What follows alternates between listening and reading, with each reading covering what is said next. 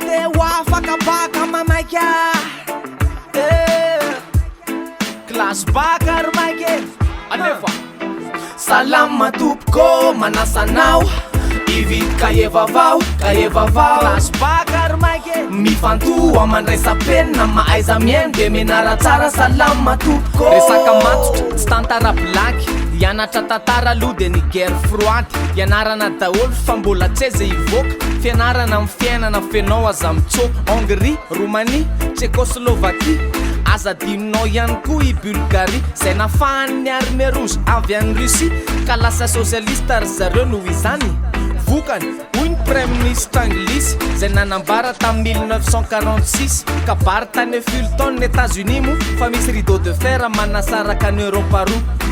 tadidio tsara ny daty hoaraky septembre 1946 URSS sady nosaziny États-Unis ka notapahana ny fanampindry zareo any Russie 1947 1948 nizararota amin'ny fomba ofisialy ny tanitsika etsy andaniny États-Unis ngamba efa fatatsika etsy akilany raha tsy hainao de ny Union soviétique États-Unis politika nanambary Truman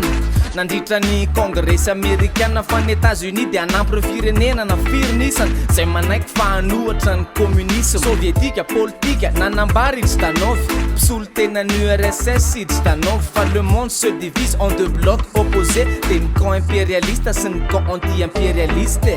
mbola ao tsara vertike manaova mafana ho afany andro mangatsike États-Unis économique mbola ao tsara ve sika 16 avril 1948 nitsangana ny OSCE izay midika Organisation Européenne de Coopération Économique Soviétique économique fakabaka ianao raha chef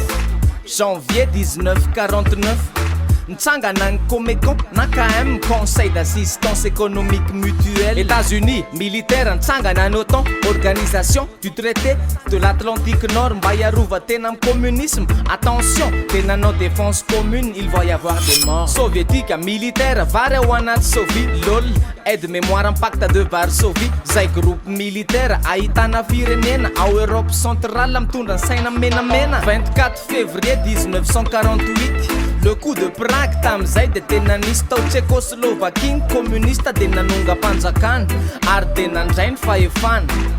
blocus de Berlin 24 juin 1948 hatramin'ny 12 mai 1949 ny 5 hatramin'ny 11 février 1945 Allemagne na Berlin de nizara roa fatisaiky fanapahan-kevitra conférence de Yalta occidentale RFA orientale RDA 24 juin 1948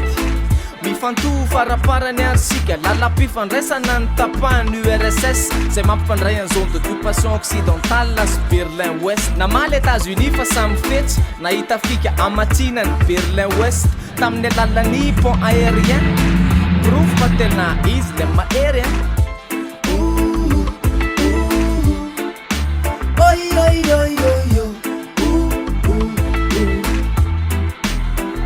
misaotra tompoko misaotra nao namaky anty kaye vavao classe baka ary maike mifantoa mandraisa-penina maaiza miaino de menara tsara misaotra tompoko yo